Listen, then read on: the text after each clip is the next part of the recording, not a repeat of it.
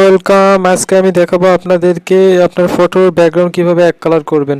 প্রথমে প্লে স্টোরে যান। প্লে স্টোরে যে এখানে লিখতে হবে ব্যাকগ্রাউন্ড ইরোজ। আমি টাইপ করছি।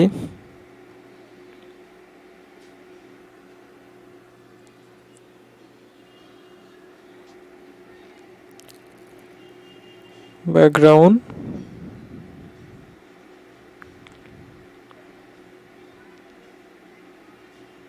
ইরোজ, এই যে টাইপ করলে আপনাদের সামনে এই অ্যাপটি চলে আসবে। এটা অবশ্যই ইনস্টল করে নেবেন। আমারটাতে ইনস্টল দেওয়া আছে, সেজন্য করে এরকম ইন্টারফেস চলে আসছে। আমি এখান থেকে এটা ওপেন করি।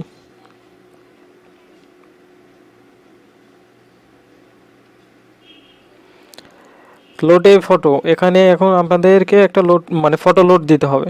আমি আমার মেমোরি থেকে একটা ফটো লোড দিচ্ছি। এই ফটোটা আমি লোড দিলাম। এখন এটা আমি ব্যাকগ্রাউন্ড এক কালার করব, সেটা ব্ল্যাক সাদা যে কোনো কালার করতে পারি আমি। এটা নেওয়ার পরে এখানে ডানে ক্লিক করতে হবে, তাহলে এটা প্রসেসিং শুরু হয়ে যাবে। এই যে প্রসেসিং শুরু হয়ে গেছে। এখন আমরা এখান থেকে হলো যে আপনার ব্যাকগ্রাউন্ডটা রিমুভ করে দেব। এই যে ব্যাকগ্রাউন্ড রিমুভ করছি আমি, এটা একটু বড় করে নিলাম সুবিধার্থে।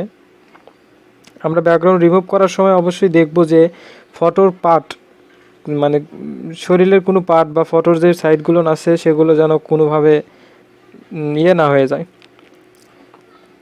নষ্ট না হয়, বা কোনো পার্ট যেন ইয়েতে না আসে। যে আমি করে নিছি। এখন দেখেন এটা দেখা যাচ্ছে। এখন এটা যে পিছনে যে কোনো কালার দেওয়া যায়, এটা আপনারা যে কোনো কালার দিতে পারবেন, সাদা কালো। আমি সেভ করছি, এভাবে যে সেভ হয়ে গেছে। এটা সেভ হয়ে গেছে যখন, তখন এটা ব্যাকগ্রাউন্ড হয়ে যাবে কালো। এই যে কালো হয়ে গেছে। এটাতে আপনারা ব্যাকগ্রাউন্ড সাদাও করে নিতে পারেন।